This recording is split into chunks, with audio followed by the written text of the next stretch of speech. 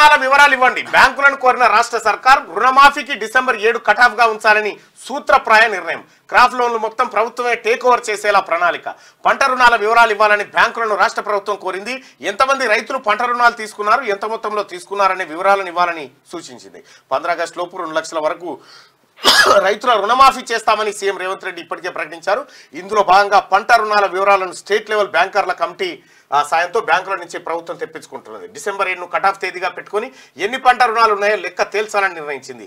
RBI ఉన్నతాధికారులతో చర్చలు. 2 లక్షల వరకు రుణమాఫీ చేస్తామని కాంగ్రెస్ అసెంబ్లీ ఎన్నికల మేనిఫెస్టోలో ప్రకటించింది. వీలైనంత వేగంగా రుణమాఫీ ప్రక్రియను చేపట్టాలని ప్రభుత్వం భావిస్తా ఉన్నది. అయితే రైతు సోదరులారా, మీరు ఎవరు కూడా అధైర్యపడకండి. ఎందుకంటే మీ లోన్లు ఇప్పుడు ప్రభుత్వం కడతట్లేదు, మేము కట్టుకోవాలి, మేమే కట్టుకుంటామని మీరేం తొందరపడకండి.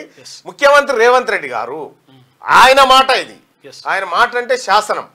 అంటే 15 ఆగస్టు లోపల 15 ఆగస్టు నాటికల్లా మీ రుణాలని మాపైపోతాయి. 2 లక్షల రుణాలు ఏవైతే ఉన్నాయో అన్ని మాపైపోతాయి. ఇది మన ముఖ్యమంత్రి రేవంత్ రెడ్డి గారు రైతాంగానికి ఇస్తున్నటువంటి భరోసా. సో కాబట్టి ఇప్పుడు పోయి మీరు తొందరపడి అది ఇది అమ్మి కట్టేరు లోన్ కట్టకూడదు. బరాబర్ 15 ఆగస్టు లోపల మీ రుణాలన్నీ మాఫీ చేస్తాడు ముఖ్యమంత్రి గారు. జూన్లో గైడ్ లైన్స్ వస్తాయట. పంట రుణాల మాఫీకి సంబంధించిన కటాఫ్ తేదీని కాంగ్రెస్ అధికారం చేపట్టిన రోజు 2023 డిసెంబర్ 7ను తీసుకోవాలని ప్రాథమికంగా నిర్ణయించింది. ఇది కాకుంటే ఎన్నికల ఫలితాలు వచ్చిన రోజు డిసెంబర్ 3ను తీసుకోవాలని అనుకుంటున్నది. ఇక పంట రుణాల వివరాలను ఎస్ఎల్బిసి నుంచి తీసుకున్న తర్వాత జూన్లోనే రుణమాఫీకి సంబంధించిన మార్గదర్శకాలు ఇవ్వాలని ప్రభుత్వం భావిస్తూ ఉన్నది.